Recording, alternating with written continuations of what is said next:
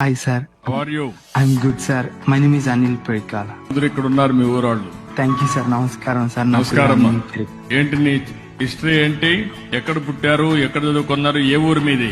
మాది ఐతనగర్ sir, Tenali, Guntur district. నేను చదువుకుంది Telugu medium sir, 10th class దాకా. తర్వాత డిప్లొమా చేశాను గుంటూరు విజయవాడ పాలిటెక్నిక్ కాలేజీలో. తర్వాత విజ్ఞాన్ లారాలో ఇంజనీరింగ్ చేసి మాస్టర్స్ కి వచ్చాను సార్ కెనడా. మీరు 2017లో ఈ ప్రోగ్రామ్ ఇనిషియేట్ చేసినప్పుడు నేను ఉన్నాను సార్. లైక్ ఇట్ వాస్ అంటే ఇనిషియేటివ్ ద్వారా చాలా మంది లబ్ధి పొందారు సార్. నాకు లాంటి వాళ్ళు.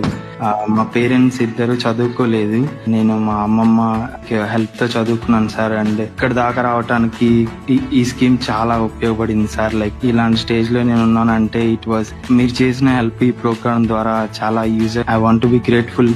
ఈ పాయింట్ మీ దాకా తీసుకురావటం నాకు చాలా హ్యాపీగా ఉంది సార్.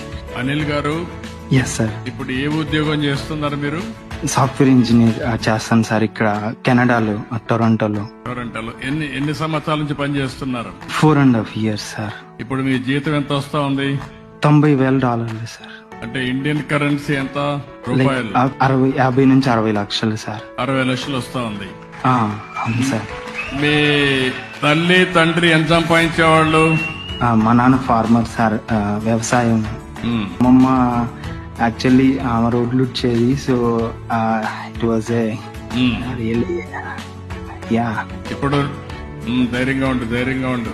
కానీ నిన్ను చదివించారు, మీరు బాగా చదువుకున్నారు.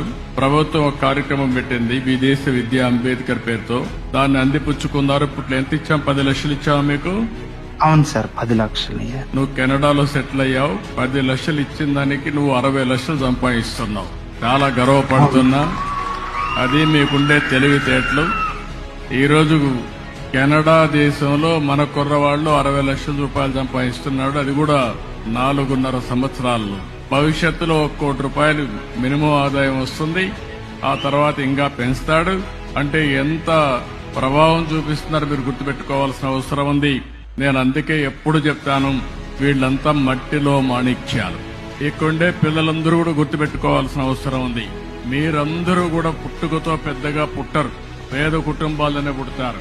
కానీ మట్టిలో మాణిక్యాలుగా తయారయ్యే అవకాశం ఉంటుంది బాగా చదువుకుంటే. అదే నా తాపత్రయం. అందుకే అతన్ని ఒక స్ఫూర్తిగా తీసుకుని ప్రతి ఒక్కరు కూడా బాగా చదువుకోండి. కష్టపడి చదువుకోవాల్సిన అవసరం లేదు. ఇష్టపడి చదువుకుంటే కష్టం కూడా ఇష్టమైపోతుంది. దానివల్ల మీరు అనుకున్న లక్ష్యాన్ని చాలా ఈజీగా రీచ్ అయ్యే పరిస్థితి వస్తుంది.